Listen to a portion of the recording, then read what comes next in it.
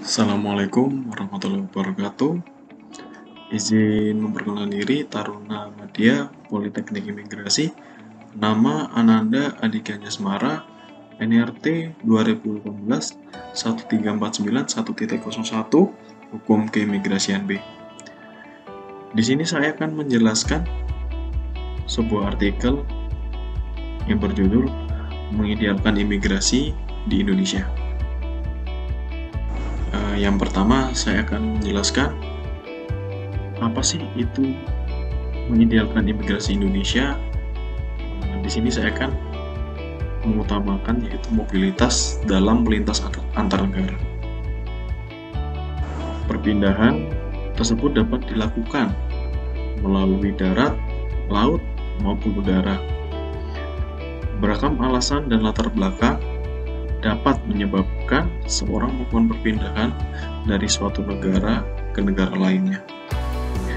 Perkara tersebut sejalan dengan sifat manusia yang selalu memiliki rasa untuk memenuhi segala kebutuhannya. Beberapa faktor itu kebutuhan manusia tersebut terbagi menjadi dua, yaitu faktor pendorong dan faktor penarik. Kemudian di sini saya akan menjelaskan faktor pendorong dan faktor tarik atau penarik. Yang pertama saya akan menjelaskan faktor pendorong, yaitu manusia dalam melaksanakan perpindahan atau mobilitas dari suatu tempat ke tempat lainnya. Lalu kemudian faktor tarik, yaitu muncul pada tempat atau negara yang dia hendak tuju. Dia merasa bahwa tempat atau negara tujuannya tersebut cukup bisa memenuhi kebutuhannya. Di sini saya akan hubungkan dengan Undang-Undang Keimigrasian. Mendefinisikan tempat pemeriksaan imigrasi atau TPI adalah tempat pemeriksaan di pelabuhan laut, bandar udara, pos lintas batas, atau tempat yang lain sebagai tempat masuk dan keluar wilayah Indonesia. Kemudian dalam tempat pemeriksaan imigrasi dikenal juga istilah area imigrasi, yaitu suatu area yang ditetapkan guna kepentingan suatu pemeriksaan. Biasanya kalau untuk di bandara itu di lantainya terdapat garis kuning, yaitu adalah wilayah yang sudah melewati batas imigrasi Indonesia. Di dalam Undang-Undang Nomor 6 Tahun 2011 tentang keimigrasian, Pasal 22 Ayat 1 yang berbunyi, setiap tempat pemeriksaan imigrasi ditetapkan suatu area tertentu untuk melakukan pemeriksaan keimigrasian yang disebut dengan area imigrasi. Itu yang saya jelaskan sebelumnya. Terdapat di garis kuning, terdapat ada garis kuning di area tersebut. Kemudian saya ambil contoh lagi tempat imigrasi terpadat. Di Indonesia banyak sekali bandara udara, bandara laut, sebut saya pelabuhan laut, sama perbatasan negara. Tapi saya di sini mengambil bandar udara yang pada umumnya orang asing masuk ke wilayah Indonesia. Tempatnya pada Bandara Udara Internasional Soekarno-Hatta, yaitu salah satu tempat pemeriksaan imigrasi yang padat dengan lalu lintas orang. Kemudian yang dikerjakan di dalam perlintasan itu masuknya atau keluarnya orang di wilayah Indonesia untuk mencapai tujuan terciptanya keadaan yang kondusif. Pada sumber daya manusia juga dibutuhkan sangat banyak di tempat pemeriksaan imigrasi tersebut.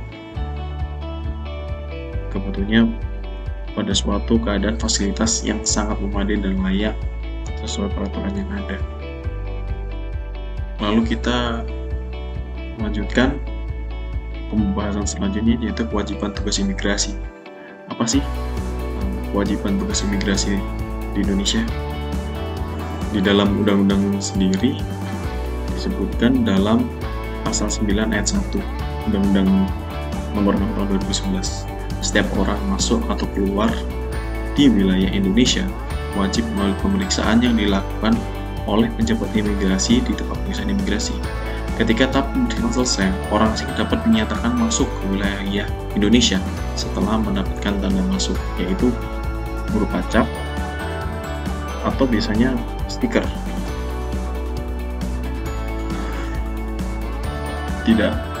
Tidak hanya orang asing yang melakukan masuk ke wilayah Indonesia itu dapat menunjukkan dokumen-dokumen. Di sini saya akan menjelaskan apa saja sih orang asing yang ditolak masuk ke wilayah Indonesia oleh petugas imigrasi. Terdapat pada pasal 13 ayat 1 Undang-Undang Nomor 6 Tahun 2011, yaitu adalah namanya tercantum dalam daftar penangkalan, tidak memiliki dokumen perjalanan yang sah dan berlaku, memiliki dokumen keimigrasian yang palsu, tidak memiliki visa kecuali dibebaskan dari kewajiban memiliki visa, telah memberi keterangan yang tidak benar dalam memperoleh visa, lalu menderita penyakit menular yang membahayakan kesehatan umum, terlibat kejahatan internasional dan tindak pidana transnasional dan terorganisir, termasuk dalam daftar pencarian orang untuk ditangkap di suatu negara asing, dan terlibat dalam kegiatan makar terhadap pemerintah Republik Indonesia. Lalu yang terakhir, termasuk dalam jaringan praktik kegiatan prostitusi, perdagangan orang, dan penyelundupan manusia. Di masa saat ini, mungkin pemerintah Indonesia membuat peraturan baru terkait daftar yang abjad yang F, yaitu menderita penyakit menular dan membahayakan kesehatan umum. Di sini terdapat penyakit COVID-19 yang belum usai. Untuk itu pemerintah Indonesia memperlakukan pembatasan terhadap orang asing yang masuk ke wilayah Indonesia. Di sini juga petugas imigrasi berhak melarang orang asing dan warga negara Indonesia keluar ke wilayah Indonesia. Terdapat dalam Undang-Undang Nomor 6 Tahun 2011 Pasal 16, yaitu yang pertama adalah tidak memiliki dokumen perjalanan yang sah dan masih berlaku, diperlukannya untuk kepentingan penyelidikan dan penyidikan atas permintaan pejabat yang berwenang. Lalu, namanya tercantum dalam daftar pencegahan. Dari penjelasan di atas, petugas imigrasi harus didukung oleh sarana prasarana penunjang pemeriksaan seseorang di tempat pemeriksaan imigrasi. Salah satunya adalah area imigrasi. Lalu di sini saya akan membahas gimana sih kondisi area imigrasi. Apakah kita harus membuat kondisi area imigrasi itu baik? Tertulis pada pasal 22 ayat 2 Undang-Undang Nomor 6 Tahun 2011 dijelaskan bahwa area imigrasi merupakan area terbatas yang hanya dapat dilalui oleh penumpang atau anak angkut yang akan keluar atau masuk wilayah Indonesia atau pejabat dan petugas yang berwenang. Pada kenyataannya, imigrasi dipandang tidak lebih dari suatu tempat keluar orang melalui. Banyak sekali orang tidak kepentingan keluar masuk area tersebut dan mempunyai hilang makna khusus di sana. Selain itu, faktor tata letak atau posisi area imigrasi tidak disadari dapat menyebabkan suatu perspektif masyarakat mengenai area imigrasi tersebut. Di sini saya akan memberikan contoh, yaitu dalam kondisi Bandara Internasional Soekarno-Hatta.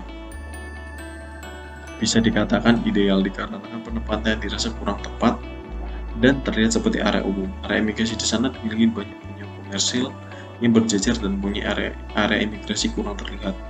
Belum lagi para pegawai atau karyawan yang berlalu lalang keluar masuk tanpa kepentingan melalui area imigrasi. Di sini saya akan memberikan saran di sini, yaitu perlu diadakan pembenahan mengenai peraturan seputar area imigrasi Indonesia dengan tujuan ketika di lapangan tidak menimbulkan hal-hal yang tidak diinginkan akibat kesalahpahaman yang terjadi. Lalu diharapkan pada saat pembentukan aturan yang baru, hukum tersebut harus dapat dipahami dan disadari betul perihal vitalnya keberadaan area imigrasi. Terima kasih, saya akhiri. Assalamualaikum warahmatullahi wabarakatuh.